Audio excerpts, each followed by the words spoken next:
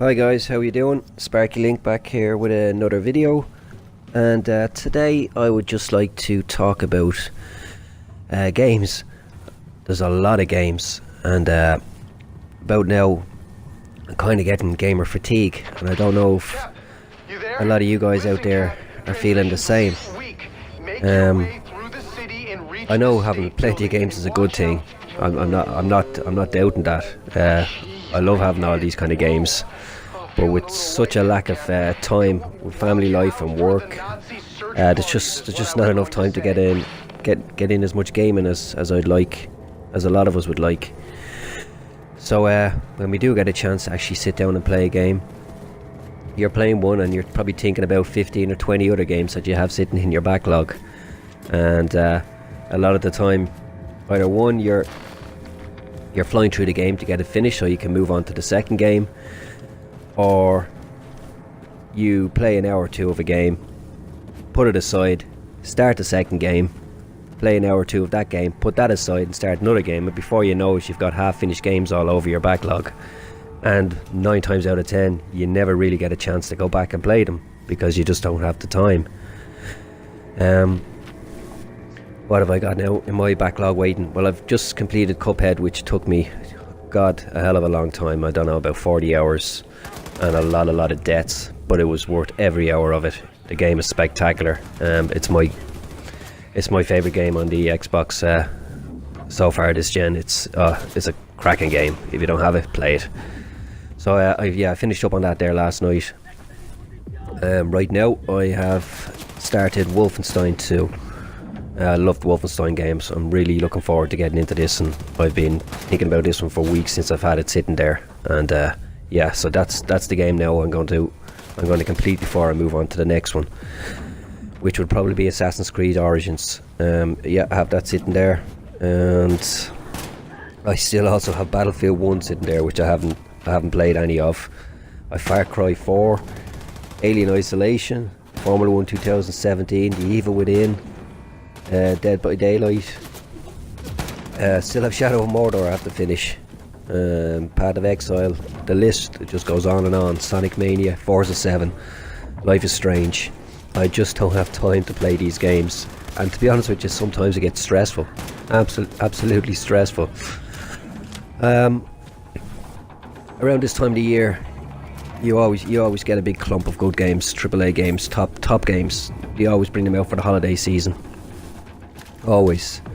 But I don't know if that's a good thing. Maybe for the developers, they're probably thinking, yeah, holiday season, great sales, this will do well. But 9 times out of 10 you're coming up against games, better games than your own, and you're kind of leaving yourself open for failure, because a lot of people just don't have the money to go and buy every game that's out there. Well, not at launch anyway. They might get it at a discount after Christmas or in sales. So I can't really understand why they launch their games around the same times as other great games. I personally myself would like to see a good AAA game release every month. I think they have a better chance of survival if they did it that way. A lot more people would buy it. A lot more people would be able to afford it. But no, this whole October, November, coming into the Christmas holiday season, all these games coming out, a lot of the times people put games on the back burner, say I will buy that, and then they just totally and utterly forget, don't go back, like what they did with I think it was a Titanfall 2 last year, when they put it up against Battlefield and Call of Duty. But that's just suicide. So maybe they should have held off a couple of months, or put it forward a couple of months. But yeah, I